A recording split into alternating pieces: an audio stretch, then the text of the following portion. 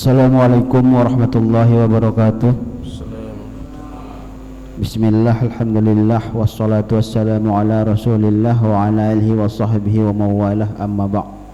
Yang saya hormati Bapak dan Ibu, orang-orang tua kami, jamaah salat fardu subuh dan pengajian subuh. Puji syukur sama-sama kita panjatkan kehadirat Allah Subhanahu wa taala yang telah memberikan kita nikmat kesehatan, kesempatan, taufik serta hinayahnya sehingga kita dapat berkumpul kembali di masjid yang berbahagia ini dalam rangka pelaksanaan salat fardu subuh dan pengajian had subuh. Selawat beringkan salam tak lupa kita persembahkan keharibaan junjungan kita Nabi besar Muhammad sallallahu alaihi wasallam. Allahumma shalli ala sayyidina Muhammad wa ala sayyidina Muhammad. Semoga kelak kita memperoleh syafaat dari beliau di yaumil akhir. Amin amin ya rabbal alamin.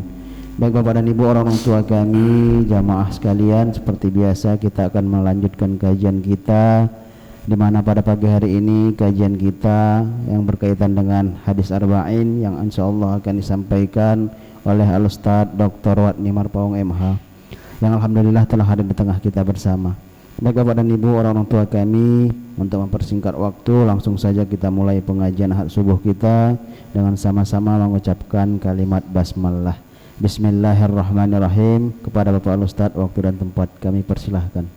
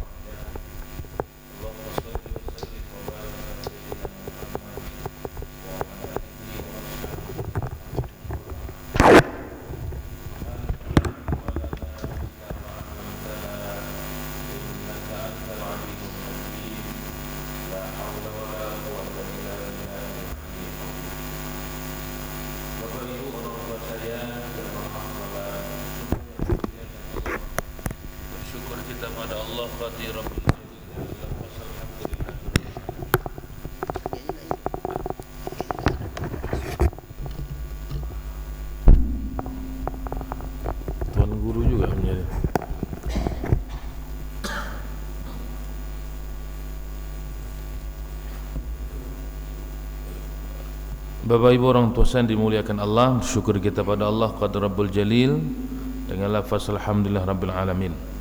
Pagi ini alhamdulillah Allah masih berikan kesehatan, kesempatan pada kita semua berhadir di majlis yang mulia ini. Semoga Allah juga memuliakan kita semua, amin ya Rabbil Alamin. Salawat dan salam pada Rasulullah sallallahu alaihi wasallam dengan lafaz Allahumma salli ala Sayyidina Muhammad, bahwa yang kita kaji ini adalah kalam-kalam Rasulullah, dan semoga ini menunjukkan satu kecintaan kita pada Rasul, dan yang kedua turun pada lafaz-lafaz salawat kita membanyakkan menyebut nama Rasulullah dalam bentuk salawat Allahumma salli ala Sayyidina Muhammad. Sampai dalam satu riwayat ketika Rasulullah melakukan perjalanan Isra wal Mi'raj, Rasul itu banyak melewati dan mengalami peristiwa-peristiwa rohani ketika Isra dan Mi'raj. Sampai ketika dalam satu perjalanan Rasul melihat ada sosok, bukan sosok ya, satu malaikat yang malaikat itu luar biasa banyak jarinya, bukan tangan, jarinya banyak kali. Sampai kata Rasul, ya Jibril, itu siapa ya Jibril? Kata Jibril, ya Rasulullah, itu adalah malaikat yang khusus diciptakan Allah untuk menghitung banyaknya butiran hujan yang turun dari langit ke bumi, dari mulai Nabi Adam sampai akhir zaman. Jadi kerja dia menghitung berapa butir sudah, tak tergaji lagi berapa juta butir itu ya kan, yang turun dari langit ke bumi hujan itu dari mulai Nabi Adam sampai akhir zaman. Maka nanti dalam salah satu awqat ad-du'a itu, waktu berdoa yang diijabah itu ketika turun hujan.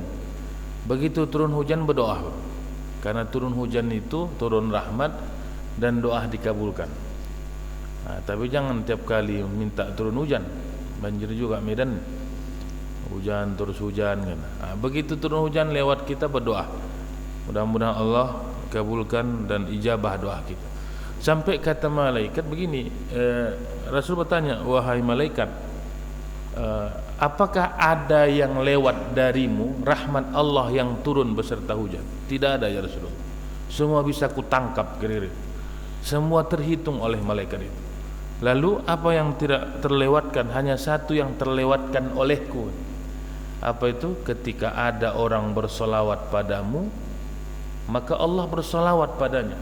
Makna dalam memberikan rahmat.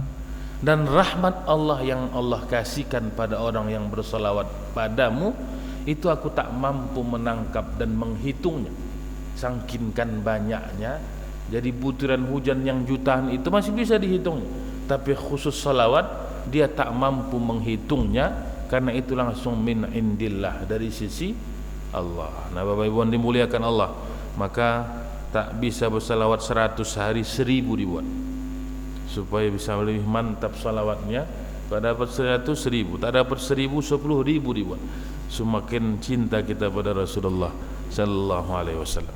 Bapak Ibu yang dimuliakan Allah, mari sebelum kita mulai kajian ini kita baca surah Al-Fatihah. Semoga hidayah yang Allah berikan pada kita semua Allah istiqamahkan. Saudara-saudara kita yang jauh, yang dekat, yang kita kenal bahkan tak kita kenal sama sekali, melalui majelis yang mulia ini Allah titipkan hidayah pada hati mereka. Yang sakit Allah angkat penyakitnya, dan yang punya hajat Allah kabul, Allah terima dan ijabah hajat-hajatnya. Ala hadhihi niyah as-salihah kiramil Fatihah. A'udzubillahi minasyaitonir rajim. Bismillahirrahmanirrahim. Alhamdulillahirabbil alamin, arrahmanir rahim, maliki yaumiddin, iyyaka na'budu wa iyyaka nasta'in, ihdinas siratal mustaqim, siratal ladzina an'amta 'alaihim ghairil maghdubi 'alaihim waladdallin. Amin. Bapak Ibu orang tua saya yang dimuliakan Allah, pagi ini kita sudah masuk pada hadis al-hadisul hadi wa thalathun, hadis yang ke-31. Jadi hadis ini jumlahnya 42 hadis. Walaupun judul kitabnya ini Arba'un atau Arba'in. Arba'in itu 40. Ya 40, tapi isi hadisnya 42.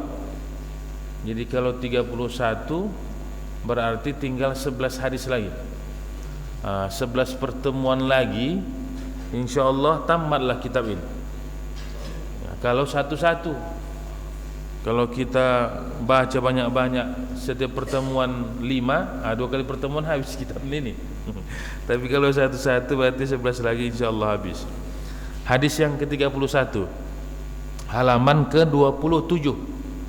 Ini pun Bapak Ibu mengajari kita untuk melihat-lihat kalimat dan angka dalam bahasa Arab di halaman 27.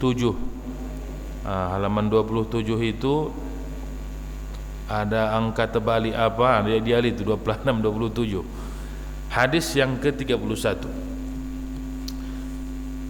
An Abil Abbas Sahl bin Sa'd as-Sa'idi radhiyallahu anhu. Hadis ini Bapak Ibu diriwayatkan dari Abil Abbas Sahal bin Sa'di as-Sa'idi, semoga Allah meridhoinya. Jadi perawi hadis ini namanya Sahal karena Abil Abbas.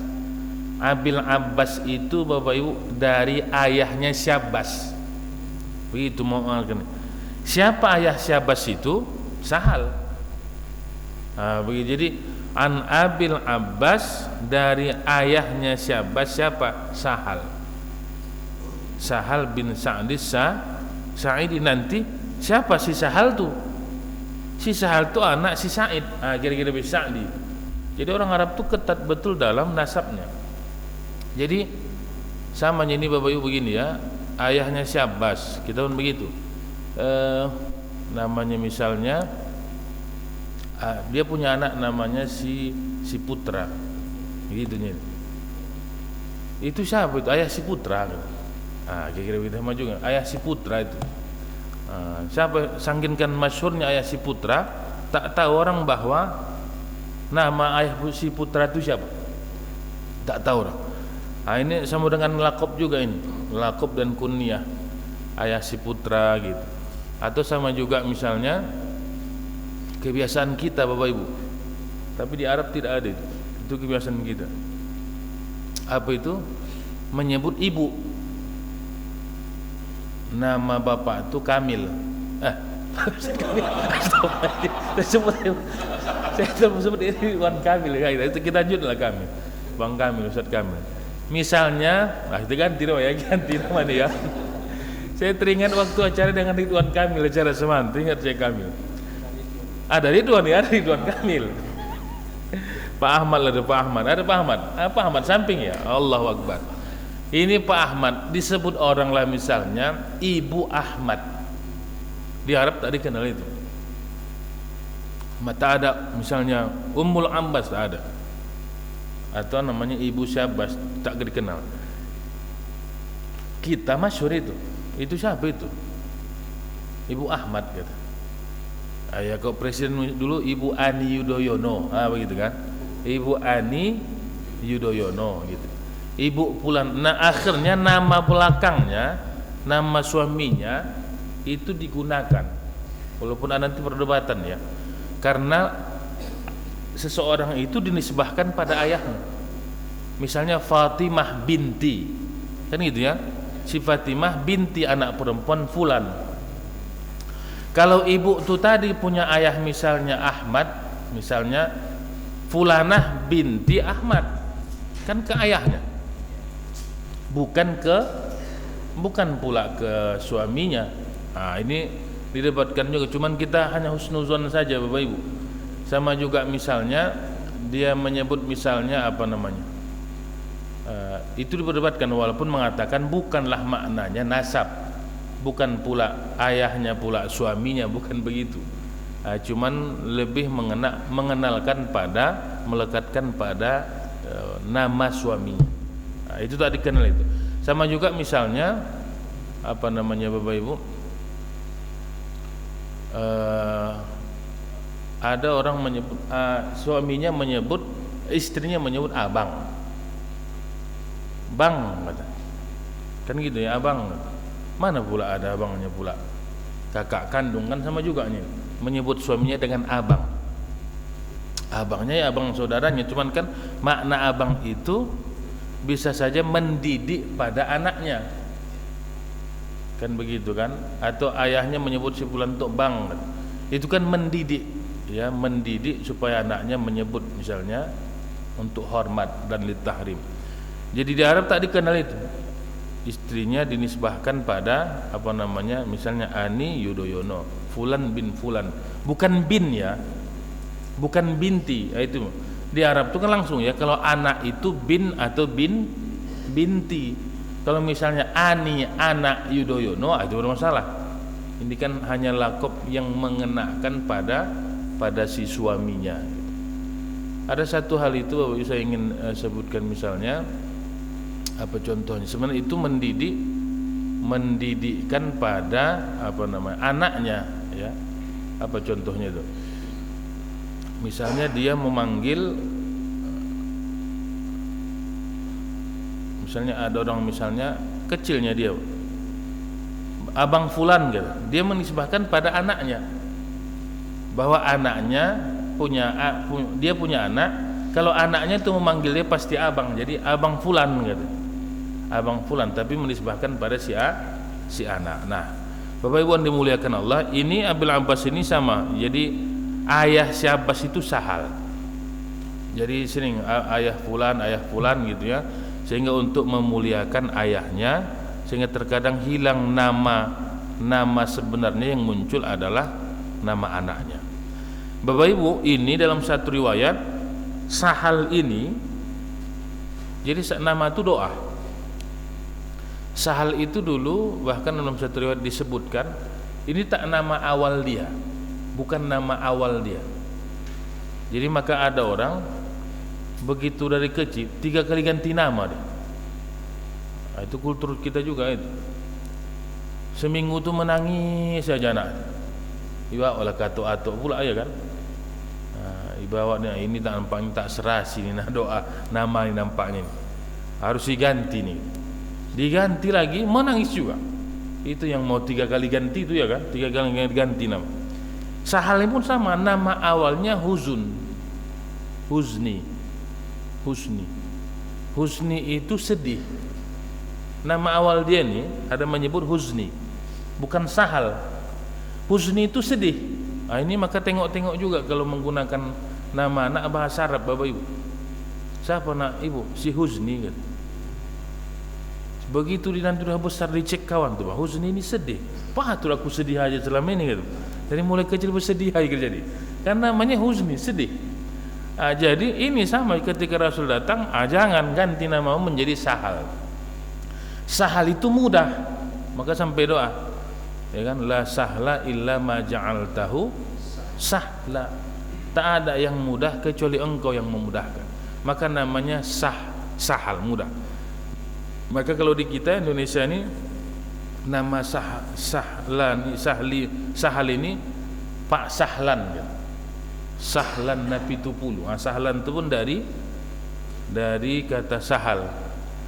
Tapi jarang ada Sahlan atau lengkapi ahlan wa sahlan. Kalau ahlan wa sahlan selamat datang terus itu mana-mana datang nih. Tapi Sahal dimudahkan. Jadi Bapak Ibu, ternyata nama itu pun doa, kecuali orang tak tahu. Ini persoalan pendidikan juga ini Bapak Ibu. Orang belajar dibuatnya namanya. Nah, ada orang Bapak Ibu anaknya semuanya dari mulai huruf nun dibuat, nun. Anaknya 5 nun semua, yang cantik. Anak pertama Nabil, anak kedua Nazil, anak ketiga Nakil. Pokok nun semua. Awak campur-campur nun mim tak apa-apa kan, dengan mim nun dia diurutnya nun macam Quraisy gitu kan. Dari laqab itu dengan merujuk pada Quran. Jadi kita dulu boleh jadi kalau bahasa kita sampang teringat, lagi teringat. Itu yang kita sebut dulu. Lagi ngepen dulu dia dengan Ronaldo, si Ronaldo anak. Ini Ronaldo pemain bola ini kan. Nama Messi belum ada, Messi buat. Lagi teringat dia dan kondisi tertentu. Ini kita sebut dulu. Kalau dalam dunia tradisi suku Batak misalnya, ada misalnya K. Rupanya lagi kasus dia lagi mengkampak dia lahir anaknya. Si kampak nama anaknya. Lagi memanjat dia, lahir anakmu gitu. M Matupang kata. Orang tahu hanya Matupang, rupa M itu memanjat, memanjat Matupang. Jadi itu terjadi banyak itu. Yang disingkat-singkat itu banyak itu.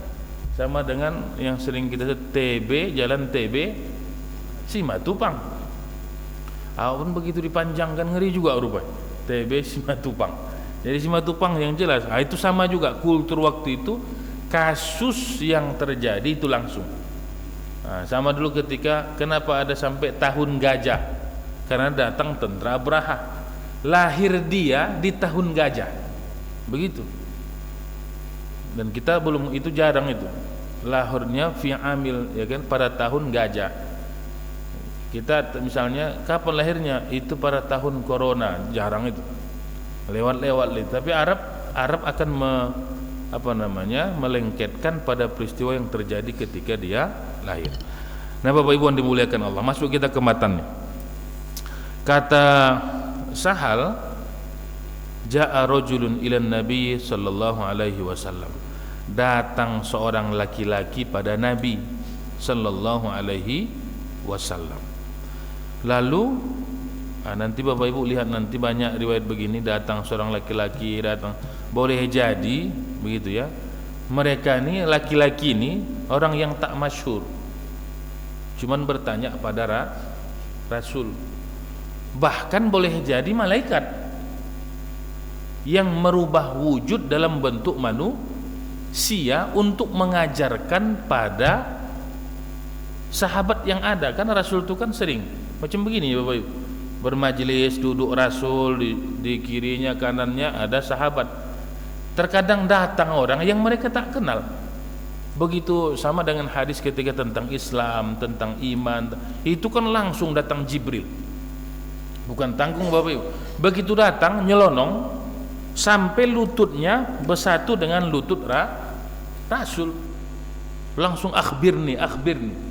Sahabat tak mungkin bertanya karena orang itu mungkin tidak bertanya itu. Disampaikan Rasul itu menjadi ilmu bagi sahabat yang lain. Sama ini pun ja'a rajul, tak disebutkan siapa namanya. Datang orang bertanya lalu mengatakan pada Rasulullah sallallahu alaihi wasallam. Jadi ini banyak terjadi pada Rasul, bahkan boleh jadi terjadi pada para wali Allah sesudah Rasulullah sallallahu alaihi wasallam. Maka nanti Bapak dalam sahabat-sahabat yang lain dan nabi-nabi yang lain pun begitu. Nabi Sulaiman, Nabi Ibrahim terjadi begitu, datang orang bertanya. Bahkan yang menarik itu ketika ya datang Israel dalam bentuk wujud manusia pada nabi-nabi. Rasul mau meninggal datang dalam wujud itu. Ibrahim mau meninggal datang dalam wujud manusia yang namanya malaikat Israel. Jadi mereka tak langsung datang mencabut-cabut aja, tidak. Dikabari dulu. Aku ya Rasulullah dengan kalimat kiasan. Israel begitu. Jadi kalau misalnya Musa itu kan begitu ya, Musa itu karena dia nabi yang temperamen gitu ya, pemarah dan kuat, itu lagi sibuk Nabi Musa, datang Israel dalam wujud manusia mengatakan, wahai kalimullah Musa, kau akan mati, sebentar lagi kau akan dicabut nyawamu. Nabi Musa tak faham dan tak pala ngeh kali kalau yang datang itu Israel. Kira-kira kalau bahasa kita, apa kau bilang? Mati aku kan. Itu ditinjunya Israel ya kan, ditinju Israel, bonyok masuk mata Israel. Mengadu Israel, ya Allah, coba kau lihat perlakuan nabimu ya Allah, bonyok mataku kau buat ya Allah. Jadi Musa itu jangan maksudnya kalau bahasa kita mungkin darah tinggi juga mungkin, dia tak bisa terkejut, digilingnya kawan. Akhirnya kata Nabi Allah, udahlah Musa, Israel, sampaikan pada Musa, aku rindu padanya. Itu aja kalimat. Datang balik Israel, Musa kata Allah, Allah rindu padamu. Udahlah kalau begitu, cabutlah. Kalau tidak, digilingnya terus Israel, tak sanggup. Jadi sama, yang lain pun begitu. Nabi Ibrahim pun begitu. Jadi mereka ketika mau datang tak langsung main cabut-cabut aja. Kita nih main pistik-pistikan, telungkup-telungkup mati awak. Orang itu dia tidak izin dulu. Sama dengan para wali-walinya Allah. Mereka tak langsung main cabut-cabut, tidak, dikabari dulu. Rasulullah itu kan dikabari lama itu bahwa dia akan mau dipanggil oleh Allah. Termasuk nanti kita lihat dalam riwayat para wali-wali itu begitu. Ada yang nanti berwasiat, kumpul kamu, tahu dia diisyarahkan Allah yang namanya kematian bagi orang tertentu. Jadi dulu Bapak Ibu ketika saya ziarah itu di di Guru Sekumpul Martapura itu. Jadi pakciknya Guru Sekumpul itu wali, Mulia Seman namanya. Mulia Seman itu memang tarikat Samaniyah. Jadi dia waktu mau meninggal, Guru Seman ini udah dikumpulkannya. Yang aku ulun, bahkan pakai ulun orang tua saya itu, ini besok asar udah pergi lah. Menyebutkan besok asar saya pergi. Kaulah yang mensolatkan si pulan lengkap detil. Besok habis asar saya pergi lah gitu. Disebutkan yang memandikan siapa, yang mensolatkan siapa, lengkap. Bapak Ibu. Itu kemuliaan yang Allah berikan bagi para walinya. Sipulan. Tapi ingat Bapak Ibu, itu khusus bagi para wali. Jangan pula tiba-tiba Pak Ridwan bercakap dengan ibu itu ya kan. Nampaknya memandikan besok ini sipulan ini kata. Ini mengkap. Itu kawat itu tak wali awak.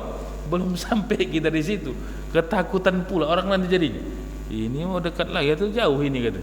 Tapi para wali itu tahu itu. Dia sebutkan, dia isyaratkan seperti itu karena datang sudah bisyarah isyarat pada dirinya. Nah Bapak Ibu yang dimuliakan Allah, apa kata laki-laki ini? Faqala, yang katakan, ya Rasulullah, wahai Rasulullah, Dullani. Dullani ini bukan Pak Dul ini ya. Pak Dul Dullani juga Pak Dul kata. Pak Dul tuh Pak Dul pinjam dulu kata, bukan. Dullani, tunjukkan padaku ya Rasul. Ini bahasa yang lain, ini bimbing ya. Dullani ala amalin idza amiltuhu ahabbani Allahu wa ahabbani nas. Ya Rasulullah, tunjukkanlah padaku satu amal. Itu amalin itu satu amal saja ya Rasul, tak banyak-banyak.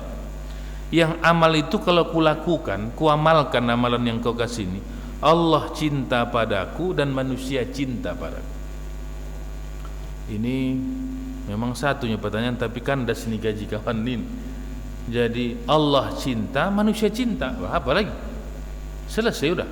Allah cinta, manusia cinta padaku.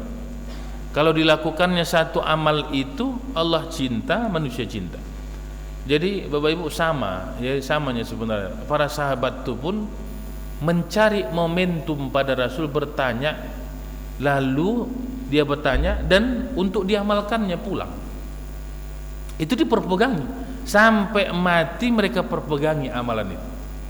Sama juga kita mungkin bertanya dengan kiai, apa kiai amalan, kira-kira begitu. Sama juga sahabat pun berlomba-lomba bertanya pada Rasul yang itu bisa menguatkan hati mereka, ya, najiyah, menyelamatkan mereka fid dunya wal akhirah. Lalu kata Rasul faqal. Ini yang menarik Bapak Ibu jawaban. Jadi amalannya satu aja. Ini dalam tasawuf nanti menjadi maqam ini. Kata Rasul, izhad fid dunya. Ini dua riwayat di sini yuhibbuka ya. Kalau dalam sebenarnya jawab dalam bahasa Arab itu yuhibbakal, yuhibbaba, bukan yuhibbu. Itu kan yuhibbukal, yuhibbukal. Ya, jawab dari fi'il amar izhad. Izhad itu harus ada yang menjawab dalam bentuk fi'il. Yuhibbakallah, hu, yuhibba. Di sini yuhibbu, yuhibbakallah. Zuhudlah engkau pada dunia, maka Allah akan mencintaimu. Wazhad fima indan nas, yuhibbakan nasu. Dan zuhudlah engkau pada apa yang ada di sisi manusia, maka manusia akan mencintaimu. Bapak Ibu, ini jawabannya zuhud.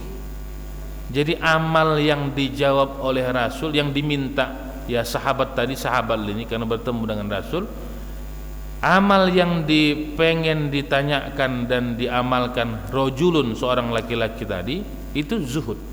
Konsep zuhud.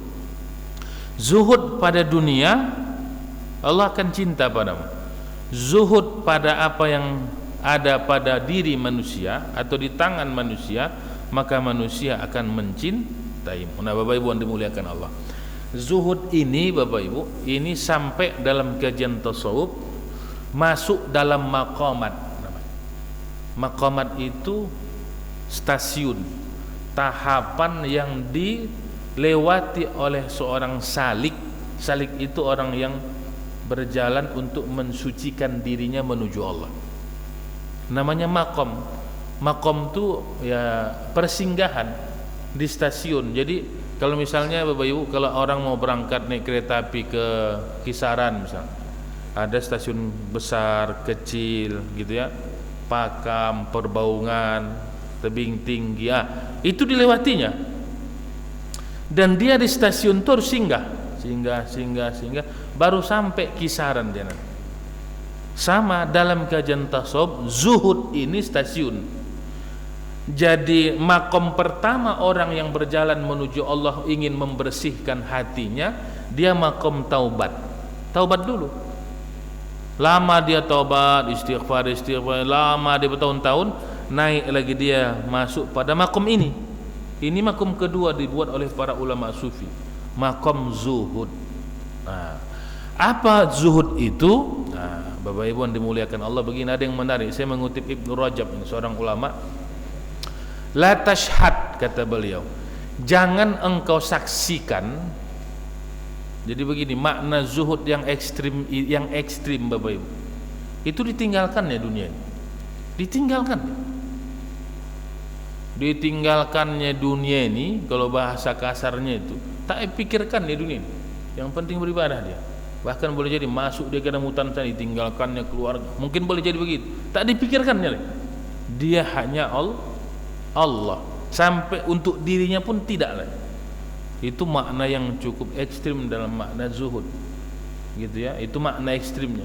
Ada orang hanya cukup misalnya satu roti aja satu hari, dirinya dia tak berkeluarga, begitu ya. Yang penting dia bisa beribadah gitu aja. Bahkan pakaiannya pun compang-camping begitu, tak ada harta, hanya Allah, kira-kira gitu. Itu yang cukup ekstrim. Tapi kata Ibnu Rajab begini, la tashhad rajulan, jangan kau saksikan seorang laki-laki yang zuhud itu fil zahir, pada zahirnya, tapi zuhud itu fil qalbi, pada hati. Itu kalau zuhud yang ekstrim itu Bapak Ibu, itu gawat umat Islam. Ustadz Kamil pun berhenti, dia jadi ketua. Itu gawat kita zuhud tadi. Jadi kalau zuhud yang ekstrim tadi Bapak Ibu, itu fatal itu. Ada Bapak Ibu, ini guru ini di satu daerah, ngaji dia. Ngaji begitu. Tak ada dunia nih. Dunia nih racun ini. Dia waktu itu PNS Bapak guru. Tiba-tiba tak masuk, kena pecat dia. Kena pecat jadi guru. Anak 5 ditelentang telungkup lah. Jadi dia beramal, akhirnya anaknya telantar, istri telantar, bahkan dalam cerita itu hampir mau cerai. Itu Bapak Ibu salah kaji. Ini payah juga salah kaji nih. Kalau salah kaji dia berefek pada diri. Tak ada dunia ini gitu. Jadi bang, gimana anak kita makan? Ada Allah menjamin gitu. Itu kan udah kita itu. Itu sempat ada berguling-guling nanti istilahnya baru makan. Salah. Maka kata Ibnu Rajab, jangan engkau salah memahami zuhud. Jangan kau tengok zuhud itu fil zahir, tapi lihatlah fil qalbi. Maka pernah Bapak Ibu Imam Abu Hanifah itu Bapak Ibu, Imam Abu Hanifah mazhab pertama itu, guru Imam Malik gitu ya, Syafi'i, baru Ahmad bin Hambal.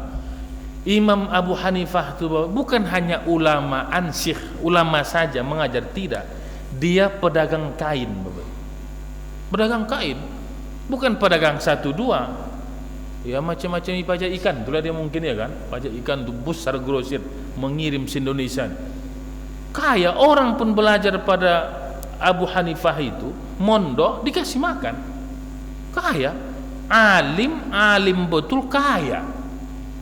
Sampai ketika dia berjalan, ini kudanya mewah sila baju. Sampai ada orang Yahudi mengatakan, ya Syekh Abu Hanifah, kau bilang kau alim, kau zuhud, kenapa kudamu pakaianmu mewah? Kau ini nampaknya cinta dunia gitu. Itu yang disebut oleh Abu Hanifah. Tahu kau bagaimana zuhud itu? Az-zuhdu fil qalbi. Sama dengan hadis itu. Wa taqwa hahuna. Takwa itu di sini. Sama, zuhud itu fil qalb, bukan pada penampakan zahir. Jadi Bapak Ibu yang dimuliakan Allah, jangan kita misalnya bajunya di koyak-koyak gitu ya, sendalnya lain sebelah, ya kan, lobenya sebelah hijau, sebelah agak kuning gitu kan. Lobe yang putih ini udah kuning semua misalnya. Kenapa begitu Bapak? Ini zuhud ini Ustaz. Itu menyalahkan, mengkambing hitamkan zuhud itu. Kalau bisa kita nih Pak, sekaya-kayanya, begitu nih kaji kita nih, sehebat-hebatnya. Maka sekarang kiai-kiai Jawa itu kan begitu. Kiai-kiai Jawa itu, ya macam siapa itu, Kiai Mustafa Bisri, mobil yang bawa dia pun Alphard, Yantar, itu memuliakan, bukan dia ngomong. Kenapa? Bukan begitu. Karena cerita cinta dan benci dunia di sini. Ada yang menarik Bapak Ibu. Ini saya sebutkan, Abu Yazid Al-Bustami itu punya teman ulama besar, sufi besar. Dia punya teman Abu Yazid ini ulama besar berkecukupan, dimuliakan, rumah, makan aman. Dia punya teman yang tinggal di pinggir pantai, ulama juga, sufi juga, zuhud juga. Rumahnya di pinggir pantai, ya macam pantai-pantai Gudang Garam sana. Dia bosan dari apa nama itu, ya apa pantai-pantai kita datang Gudang Garam, gubuk-gubuk itulah mungkin ya kan. Kalau datang angin pun mau masuk ke laut tuh rumah itu ya kan. Dia punya rumah ya gubuk dan punya murid. Nah, si syekh ini dia hanya mengharapkan satu hari dicari nyalikan satu ekor, diburunya ikan, dapat ikan tuh udah cukup. Itulah sampai malam satu harian itu satu ekor ikan tuh. Besok diulangi lagi, besok diulangi. Lalu ketika itu mau berangkatlah muridnya ke rumah Abu Yazid Al-Bustami. Kata kata gurunya, salam pada kawanku Abu Yazid Al-Bustami. Kata jalan ini muridnya ini sampai ke rumah Abu Yazid, dilihat muridnya norak kali, maksud kontras kali nih kehidupan guruku yang di pinggir pantai ini dengan Abu Yazid nih. Abu Yazid ini serba cukup, ini makan pun beragam, ini enak ini kan, dihidangkan oleh Abu Yazid. Lalu kata murid ini, wahai Syekh Abu Yazid, salam dari guruku fulan, saya lupa namanya fulan. Lalu kata Abu Yazid, sehat, bagi sehat gurumu sehat, makan. Akhirnya begitu mau pulang, ini nasihat Abu Yazid. Wahai fulan muridku, sampaikan salamku pada gurumu, jangan pernah hatinya bergantung. Ini nasihat Abu Yazid ini. Ini karena udah tingkat wali, udah tahu ini. Jadi Bapak Ibu kan begini ya, dalam dimensi kewalian, kontak batin itu biasa. Kita nyama handphone harus pakai handphone. Jadi sebenarnya begini, Bapak, kecanggihan dunia itu refleksi tentang kecanggihan batin sebenarnya. Kecanggihan batin. Yang kita sekarang dulu yang kita pikirkan cuma bisa bertelepon. Sekarang kan yang lebih canggih Bapak Ibu, yang lebih canggih sekarang yang akan datang tak pakai handphone lagi gitu. Main tanam aja, chip. Pakai chip aja. Gimana tangan di sini chip, tangan di apa di benamnya. Oh, udah bercakap aja dia. Connect aja. Kan begitu akan datang. Tak pegang handphone, kita akan datang kalau dunia ini berkembang terus. Tak pegang handphone Android lagi itu begini. Tak ada lagi begini pegang lagi. Chip itu dia tanamannya, chip. Udah gitu aja, udah macam biasa aja, terkonek aja. Kita tak ada megang alat lagi, lalu hanya ngomong aja. Nah, Pak Adi pun dia duduk di situ ya kan, Pak Adi rupanya konek aja dia ke perbohongan saya ini. Tapi juga itu ya kan, rupanya ngomong dia, begitu akan datang. Sama dulu pun begitu. Orang ketika batinnya jernih terkonek. Ingat Bapak Ibu ketika Sunan Kalijaga dalam film itu, dan itu yang begitu. Ketika dia ingin menasihati Syekh Siti Jenar, itu kontak batin aja, bercakap itu. Maka sama Abu Yazid dengan gurunya ini kontak. Tahunya Abu Yazid bagaimana terjadi pada gurunya. Kata Abu Yazid begini, wahai muridku, sampaikan salamku pada gurumu supaya hatinya jangan tergantung pada seekor ikan setiap hari. Pembawa bukan ceritanya ini. Sampaikan salamku pada gurumu, jangan hatinya tergantung, terikat dengan seekor ikan setiap hari. Kan gurunya begitu kan, asal pagi buru ikan dia dapat satu ekor cukup lini. Abu Yazid beragam, biasa saja. Sesekali waktu pagi lontong, sesekali nasi gurih, sesekali mie Aceh, malam ditambahnya kopi. Begitu. Jadi beragamnya kan biasa saja. Begitu Bapak Ibu, biasa saja dia. Kawan tadi asalkan pagi seekor ikan, tak tahu lagi entah ikan belana, ikan senangin, pokoknya ikan lah. Pokoknya ikan. Akhirnya kata Abu Yazid, ini sederhana ini cerita zuhudnya nih Bapak Ibu. Akhirnya dia tergantung hatinya pada seekor, ini harus dapat seekor ikan ini, harus dapat. Itu aja yang tahu dia. Kalau Abu Yazid beragam, tak ada ketergantungannya. Lagi ada Indomie kan, lagi ikan asin, tak tergantung. Dia tergantung hatinya pada dunia. Itu makna zuhud tadi. Jadi Bapak Ibu, balik-balik saya katakan, kalau ada orang bicara zuhud, jangan ada ibu kan saya zuhud, tak ada. Zuhud itu bukan pada lisan dan penampakan, tidak.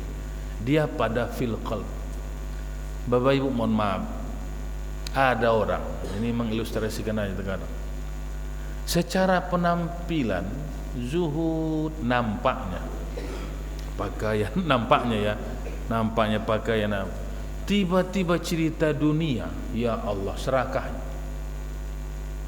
Itu baru kita dekat, ya Allah kenapa bisa begini gitu. Jadi balik-balik cerita hadis ini, izhad itu, jadi siapapun yang zuhud pada dunia, Allah pasti cinta. Jadi dunia ini kan begini Bapak Ibu, dunia ini makin dikejar macam mengejar bayang-bayang gitu. Makin dikejar makin jauh, makin dikejar makin lari dia. Malah terkadang dicuei, dia datang dia.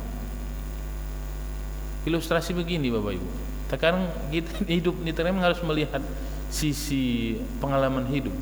Terkadang kita ini sesuatu yang kita minta, terkadang Pak lama, yang tak awak minta datang dia.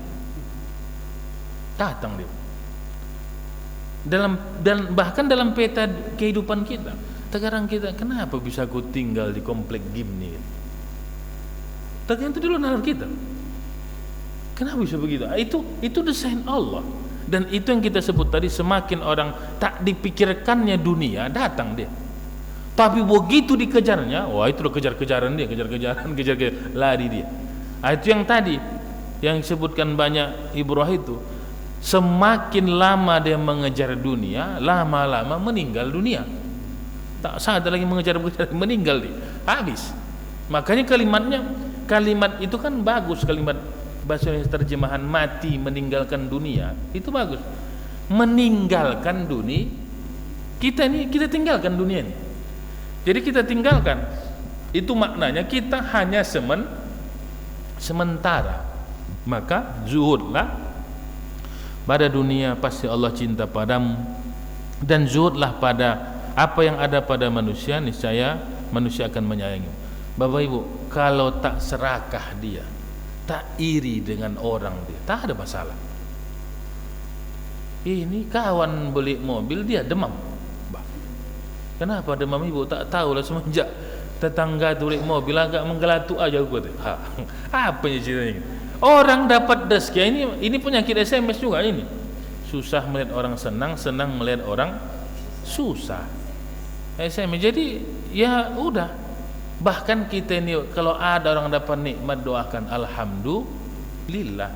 Ingat Bapak, jangan pernah iri karena rezeki kita sudah dijamin Bapak Ibu. Dan jangan pernah ingin kenapa bagi, jangan. Karena yakinlah Allah tak akan zalim, Allah pasti berikan pada kita.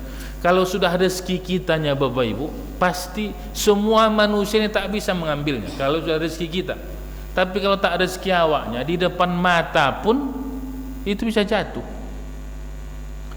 Ya kan, udah di mulutnya makanan, tinggal gigit masuk, entah cemana tersenggol jatuh. Ya kan. Bapak Ibu, kalau ada kita terkadang suka makanan, kita bawa, kita tenteng terkadang, begitu terletak, karena tak rezeki kita, lupa kita terletak, tinggal makanan itu. Dan itu banyak cara bagi Allah. Ada orang makan sate, dia udah 6 cucu terakhir tersenggol kawan tangan, jatuh sate itu ke pasir. Semut yang rezekinya dapat satu, lama semut itu berdoa, ya Allah pengen juga aku dapat sate Padang nih katanya kan. Rupanya doakan dia, jatuh tangan kawan, makan sate Padang dia malam satu. Itu lama menghabiskannya semut kalau satu cucu itu. Jadi Bapak Ibu yang dimuliakan Allah, ini cerita makan ini. Jadi kalau sudah rezeki, tak ada yang bisa untuk menghalangi. Tapi kalau bukan punya kita, itu bagaimanapun kita meraihnya akan sulit. Nah Bapak Ibu yang dimuliakan Allah, Inilah kaji kita Bapak Ibu. Jadi kaji ini diurai oleh para ulama sufi dalam konsep zuhud. Jadi zuhud itu bukan pada zahir, pada jadi sampai begini Bapak Ibu, kita harus mengatakan kau akan kutinggalkan. Itu begitu. Cobalah kita renung Bapak Ibu. Terkadang saya, karena yang paling dekat dulu dengan kita di masjid ini Pak Aulia, saya sering terkadang lewat itu perlu kita terkadang lewat rumah, kan di simpang. Terkadang lewat saya, ya Allah, pikir itu menjadi ibrah. Ya Allah, ini berkawan dulu duduk di masjid gitu ya, duduk di masjid sehat, karena rumah beliau di azan masuk gitu kan, itu jadi ibrah.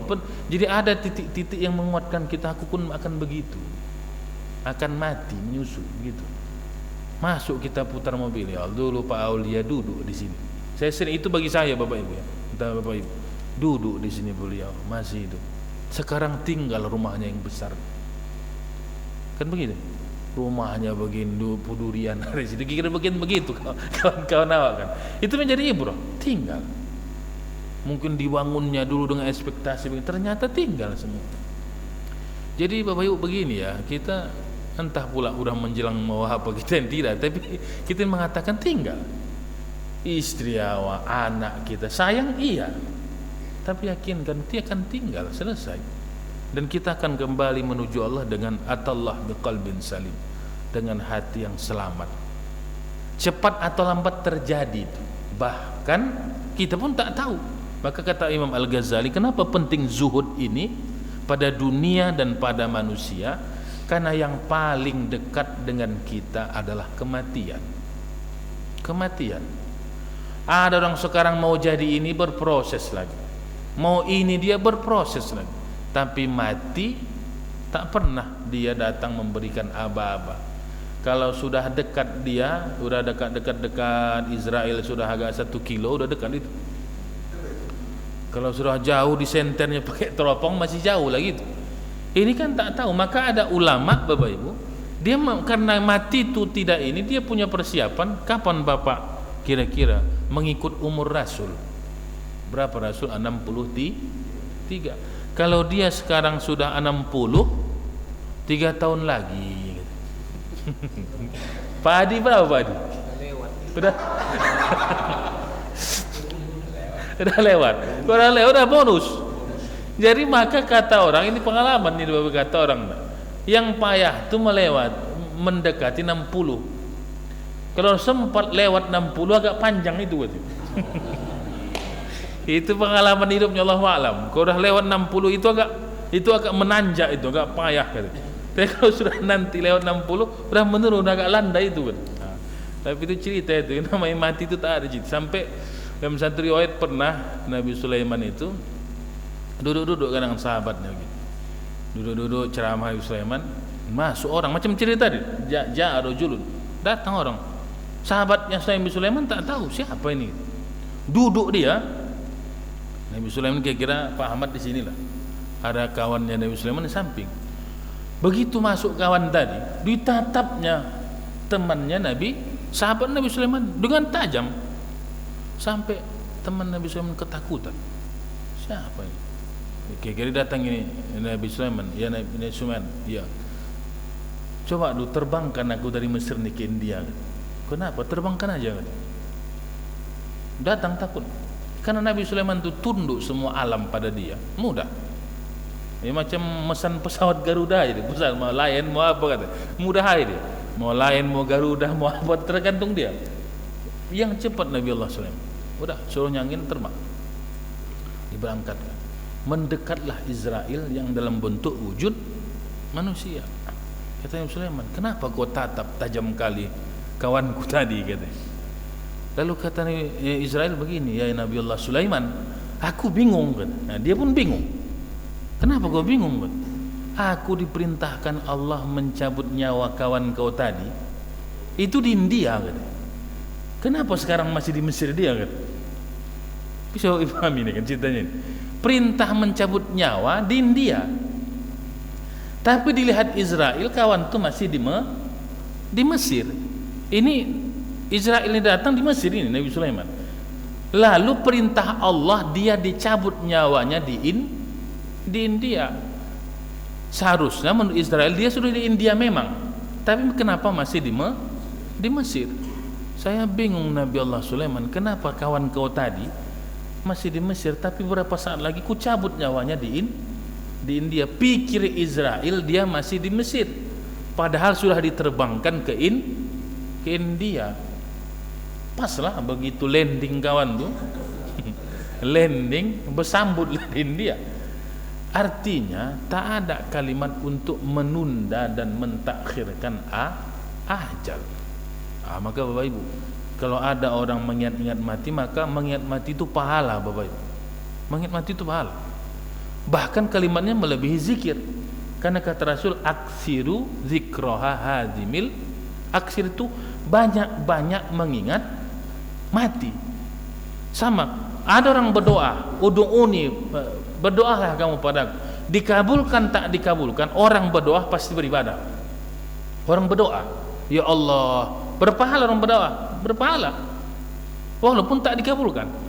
Orang berzikir, hadir tak hadir hatinya, khusyuk tak khusyuk, pasti berpahala karena dia fazkuruni, ingatlah aku. Sama, orang begitu mengingat mati berpahala. Maka banyak-banyak mengingat mati. Tapi jangan waktu pas memanjat PLN Pak ingat mati, jatuh pula dia. Tapi ingat ya Allah meninggal. Begitu dia ingat, dia akan berpahala karena dia akan mendekatkan dirinya pada Allah. Maka Bapak Ibu, terkadang ada orang lebih takut mengingat mati dibandingkan Allah. Ada orang lebih takut mengingat mati dibandingkan Allah. Maka kan begitu, mati kau nanti, takut dia. Maka Bapak Ibu, ini saya sebutkan tak di kita ini ya. Ini terakhir ini ada panjangan kita. Kan ada kebiasaan jelek juga itu. Misalnya ada sampah dibuang pakai kantong sampah di tempat tak bertuan. Ini dulu kita kan ada juga di sini, Pak. Tapi tempat lain banyak juga itu, Pak. Jadi oleh Pak Kipling ditulis, siapa yang buang sampah di sini maka ini tuh nama-nama kebun binatang. Ini 1 meternya dibuat Pak Kipling, bersih dibuat. Siapa yang buang sampah ini maka ini orangnya. 3 hari akan datang lewat dia, hilang sudah pengumuman. Hilang. Lebih tinggi sampah itu dibandingkan pengumuman tadi. Siapa yang ini gitu. Gawat juga, marah orang tuh. Terakhir diganti Pak Kipling tuh, dibersihkannya balik, digantinya kalimat cacian itu dengan doa. Ya Allah, siapapun yang buang sampah di sini, cepat-cepat cabut nyawanya ya Allah. Begitu mau dibuangkan, tengoknya doa, tak berani dia. Mati pula sih nanti kan, ketahuan doa mati kan. Jadi ternyata orang takut ketika didoakan mati. Maka ketika itu terjadi muncul, maka hanya zuhud inilah menjadi amalan hati, bukan zahir. Dia benci dunia dalam makna bukan meninggalkan, tapi tak lengket dalam hatinya. Dia hanya mendahulukan Allah dibandingkan dunia. Bapak Ibu yang dimuliakan Allah, inilah kaji kita. Mudah-mudahan masuk dalam hati dan kita amalkan, dan mudah-mudahan Allah mencintai kita dan manusia juga mencintai kita. Amin ya rabbal alamin. Lebih dan kurang mohon maaf. Billahi taufiq wal hidayah. Wassalamualaikum warahmatullahi wabarakatuh. Waalaikumsalam warahmatullahi wabarakatuh. Terima kasih kepada Bapak Ustadz yang telah menyampaikan kajiannya. Baik, mungkin sedikit aja, masih ada waktu. Yang mau bertanya kami persilahkan. Kalau ada yang mau ditanyakan, silakan Pak, Bu. Baik, wah ya silakan. Iya Pak.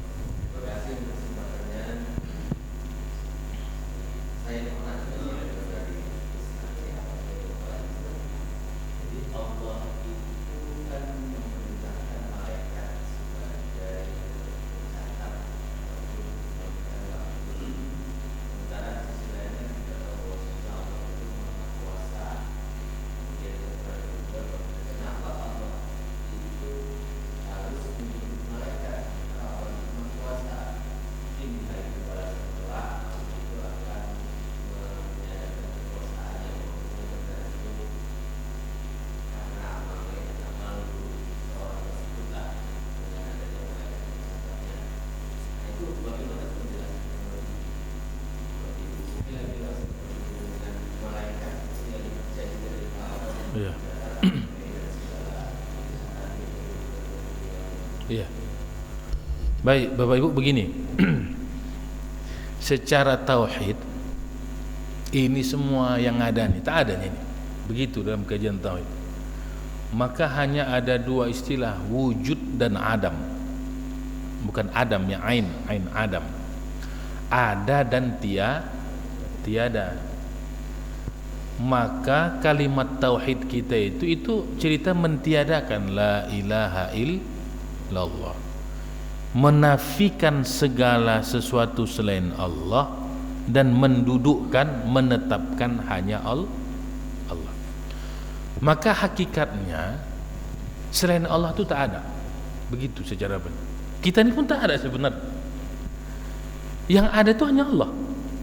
Nah, maka nanti dalam kajian begitu. Karena dalam hadis Allah itu hanya tunggal dia sendiri, maka diciptakannya lah Nur Muhammad, alam ini, supaya banyak ada makhluk yang mengenalkannya. Bukan tak sanggup Allah sendiri, sanggup. Innaka ala kulli syai'in qadir. Tapi Allah karena maha mencipta sedemikian rumit. Ini bukan rumit, super rumit. Jangankan alam di bawah, kita sendiri saja pun. Jadi kalau ada orang ingin mengetahui, awak pun tak tahu di mana usus awak, di mana urat tak tahu gitu. Mungkin kan begitu. Kalau diurai ini urat yang sampai ribuan kilometer ini panjang. Begitu rumitnya lah Allah, tapi karena kemahaan Allah mencipta itu. Nah, lalu mengapa ada malaikat, ada jin? Nah, disinilah maha kesempurnaan Allah. Jadi Allah ingin mengajarkan pada kita Bapak Ibu, karena kuasanya Allah, maha raja di rajanya Allah, maka dibuat Allah yang namanya, kira-kira kalau kita pembantu, ada yang menuliskan kebaikan, ada yang menuliskan kejahatan, bukan tak tahunya fi'il millah semuanya itu. Tapi Allah buat itu, ada kira-kira tupoksinya masing-masing, tugas dan fungsinya. Ada yang malaikat, bayangkanlah misal kita kan bawakan begini ya, malaikat itu yang kita anggapkan hanya yang 10. Jangan salah, ada malaikat yang namanya hamalatul arsh. Ada malaikat yang kerjanya memikul arsy ini Bapak. Cuma ada besarnya itu, memikul singgasana Allah, semua antariksa ini, galaksi ini, ada yang tukang pikul. Lalu bagaimana lagi kawan itu yang memikul itu kan gitu. Jadi bayangkan bagaimana malaikat yang memikul seluruh alam itu. Berarti kalau seandainya seluruh alam ini macam meja ini, pasti yang memikulnya lebih besar dari meja ini. Jadi itu di luar. Jadi kalau kita ingin hitung Bapak Ibu, kenapa itu memang innaka ala kulli syai'in qadir. Bentuk Allah ingin mengajarkan pada kita. Allah buat misalnya divisi-divisinya itu ibrah pada kita bahwa untuk jadi khalifah pun di permukaan bumi begitu. Tak bisa orang jadi khalifah, jadi presiden sukses sendiri tanpa dia buat orang-orang yang bisa membantunya. Bagi manusia, bagi Allah tak berlaku itu. Maka Allah misalnya, kenapa kalimatnya inna anzalnahu fi lailatil qadar. Sesungguhnya kami, para ulama begitu. Itu kekuasaan Allah yang meliputi di situ juga ada unsur para malaikat yang ikut di sana. Bukan dari sisi ketidakmampuan atau mampunya Allah, Allah pasti mampu. Tapi itu ibrah besar pada hamba-hamba Allah. Bagaimana Allah menciptakan makhluknya sesuai dengan tupoksinya, sesuai dengan kerjaannya, yang semua itu li ta'zimillah, mengagungkan Allah. Kita Bapak Ibu, ini kan hebat sholat. Kenapa hebat sholat? Karena semua malaikat itu amalnya itu bahagian-bahagian dari sholat kita. Ada malaikat itu dari mulai diciptakan sampai sekarang ruku aja kerja. Ruku, tak bangkit dari ruku. Ada malaikat yang mulai diciptakan semenjak diciptakan sujud aja dia. Sujud aja. Bayang, ada orang yang berdoa malaikat. Maka sholat itu himpunan amal malaikat. Maka kan begitu, kalau ada orang ingin dekat dengan Allah, dia tanggalkan unsur nafsiyah manusiawi, lalu dia masukkan unsur malaikat. Malaikat itu tak tidur-tidur Bapak Ibu. Tak tidur-tidur. Siapa yang ingin mendekati itu begitu juga. Dikuranginya tidur dan banyak bangun. Itu tergantung jenis kopinya juga gitu. Ya kan? Kalau kopi tadi itu lama berjalan. Maksudnya kalau orang sudah tadi misalnya lama dia bangun malam, itu amal malaikat itu. Karena amal manusia kita Bapak Ibu tidur malam. Kita kan tidur. Jam pagi baru bangun. Malaikat tak tidur-tidur. Maka orang kalau ingin naik menuju Allah, dia sikitkan tidur bangunlah dia tengah malam jaga menuju. Begitu dia bangun di tengah malam, sama frekuensinya dengan para satu frekuensi. Kalau kita tidur, itu frekuensinya dengan manusia. Tapi begitu dia malam, frekuensinya sama. 0 sekian sama frekuensi. Malaikat berdoa, dia berdoa. Kira-kira begitu. Jadi bukan kelemahan, tapi maha kesempurnaan Allah. Baik Bapak Ibu, mari kita berdoa. Alhamdulillahirabbil alamin. Wassalatu wassalamu ala asyrafil anbiya'i wal mursalin. Sayyidil mursalin wa ala alihi wa sahbihi ajma'in. Allahumma lakal hamdu kulluh wa lakal syukru kulluh wa lakal mulku kulluh wa lakal khalqu kulluh. Biyadikal khairi kullih. Na'udzubika minasyarri kullih. Birahmatika ya arhamar rahimin. Allahumma ya Allah, terlalu banyak nikmat yang Kau beri pada kami ya Allah, yang kami tak mampu menghitung-hitungnya. Bimbing hati kami ya Allah untuk bersyukur atas nikmat-nikmat-Mu ya Allah. Allahumma ya Allah, kami pun boleh jadi tak mampu menghitung kesalahan sayiat yang kami lakukan ya Allah. Kami bahkan alfa dari kesalahan kami. Maka hanya keampunan yang kami harapkan dari sisi-Mu ya Allah. Allahumma ya Allah, berkahi ilmu dan amal kami, berkahi rezeki dan keluarga kami, berkahi segala apa yang kami miliki ya Rahim, agar kiranya hanya tertuju padamu dan mengharapkan ridha-Mu ya Rahman. Rabbana atina fid dunya hasanah wa fil akhirati hasanah wa qina adzaban nar. Walhamdulillahi rabbil alamin. Alhamdulillahirabbil alamin. Demikianlah tadi doa yang telah dibawakan oleh Bapak Al-Ustaz. Dengan demikian maka berakhirlah pengajian hak subuh kita pada pagi hari ini. Baik, mungkin sebelum kita tutup ada sedikit pemberitahuan dari Ketua BKM. Kami persilahkan. Baik, terima kasih kita ucapkan kepada Ustaz kita telah menyampaikan ilmu yang sangat bermanfaat untuk kita. Berikutnya kami mohon perhatian, ingin kami menyampaikan pengumuman kepada kita. Yang pertama, kami menyampaikan ucapan terima kasih atas infak dari bapak-bapak, ibu-ibu dalam hal pembelian AC. Walaupun rencana kita akan membeli 3 unit, tetapi alhamdulillah 2 unit sudah kita dapatkan, sudah terkumpul uang dari jemaah masjid kita berjumlah 11.900.000 rupiah. Alhamdulillah BKM telah membeli 2 unit AC yang baru dan insya Allah nanti akan kita pasang. Kemudian yang kedua, rencana awal kita sebenarnya kita akan melakukan pembuatan kubah di masjid kita ini. Cuma kemarin karena AC kita ini mati, maka kita beralih sebentar. Dan maksud kami saat ini kita sudah kembali meminta keringanan rezeki dari kita semua. Kita akan terus mengumpulkan biaya untuk melaksanakan renovasi kubah kita. Dan untuk berikutnya nanti, untuk sementara pembelian AC sudah kita tutup saja dulu, cukup 2. Kita kembali untuk melanjutkan rencana pembangunan kubah kita. Hari ini sudah terkumpul dana Pertama, dari wali kota sudah menyampaikan ke rekening kita mengirimkan sejumlah uang 50 juta, dari Kementerian Agama 3 juta, dan dari jemaah kita pun sudah ada 3 juta ya. Ya, alhamdulillah. Jadi bolehlah kita yang punya kelapangan rezeki menyisihkan sebahagian. Mudah-mudahan ini adalah menjadi bukti bahwa kita adalah termasuk orang yang selalu memperhatikan kemajuan agama Allah. Saya kira ini saja.